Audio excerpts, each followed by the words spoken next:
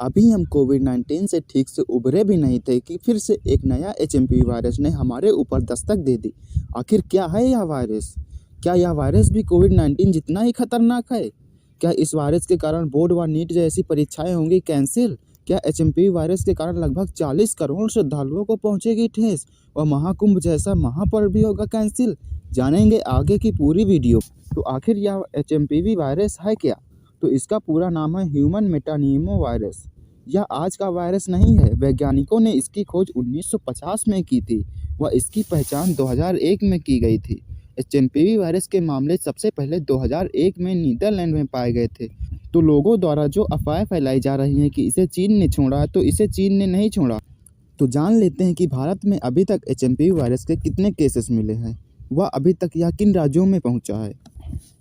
तो महाराष्ट्र में इसके 3 केसेस, कर्नाटक में 2 केसेस, तमिलनाडु में 2 केसेस, गुजरात में 2 केसेस व पश्चिम बंगाल और उत्तर प्रदेश में 1-1 केसेस पाए गए हैं।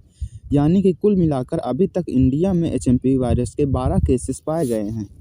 क्या एचएमपी वायरस के कारण इंडिया में एक बार फिर से लॉकडाउन लगेगा?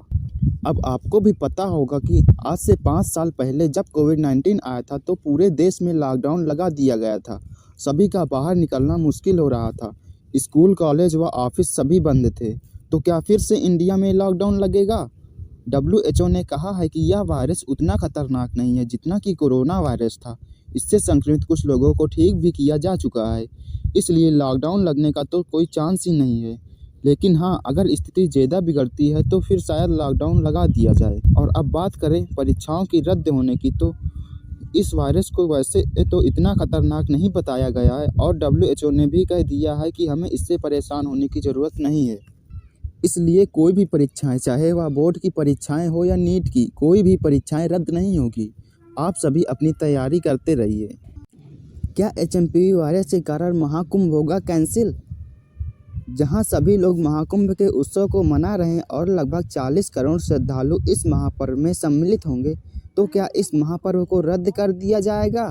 क्योंकि हाल ही में लखनऊ में एक मरीज पाया गया है जो एचएमपी वायरस से संक्रमित है और आपको तो पता ही है कि लखनऊ से प्रयागराज की दूरी केवल 270 किलोमीटर ही है। तो ऐसे में क्या इस महापर्व को कैंसिल कर दिया जाएगा? तो वैसे तो यह पर्व बहुत बड़ा हो और WHO ने भी बताया है कि हमें इससे डरने की ज़रूरत नहीं है। तो महाकुंभ कैंसिल तो नहीं होगा। और प्रयागराज के CMO डॉक्टर AK तिवारी ने भी कहा है कि एचएमपी वायरस को लेकर हमारी टीम अलर्ट है। अब जान लेते हैं कि यह वायरस कैसे फैलता है। यह वायरस कोरोना वायरस के जैसे ही फैलता है, जैसे छींकने से, संपर्क के द्वारा और भीड़-भाड़ वाले एरिया में यह वायरस तेज़ी से फैलता है। तो अगर आपको किसी भी व्यक्ति में इसके लक्षण दिखते हैं तो उससे दूरी बनाकर रखें। तो अब जान लेते हैं कि इसके लक्षण क्या-क्या हैं। तो जैसे खांसी, जुकाम, बुखार, सांस लेने में दिक्कत, फ्लू का होना व निमोनिया, ये सब इसके लक्षण हैं। तो अब जान लेते हैं कि इससे बचने के उपाय क्या हैं। ऐसा क्या करें कि जिससे यह वायरस हमें ना हो। तो भीड़-भाड़ वाले इलाके में जाने से अवॉइड करें। अगर आप कहीं बाहर से आते हैं तो सबसे पहले अपने हाथों को अच्छे से वॉश करें। अगर बाहर निकलो तो मास्क लगाकर ही बाहर निकलो। खांसते व छींकते समय रुमाल व टिश्यू पेपर का उपयोग करो और बार-बार अपने हाथों से फेस को मत टच करो। और अगर आपके घर में छोटे बच्चे, बुजुर्ग व कोई बीमार है तो उसका खासकर ध्यान रखो, क्योंकि यह वायरस इन्हीं लोगों में ज़्यादा तेज़ी से फैलता है, क्योंकि इनका इम्यूनिटी सिस्टम कमज़ोर होता है। तो अब जान लेते हैं कि इंडिया और चाइना में इसकी स्थिति क्या है। तो अगर चाइना की बात करें तो चाइना में इसके केसेस पिछले 3 महीनों से बहुत तेज़ी से बढ़ रहे हैं।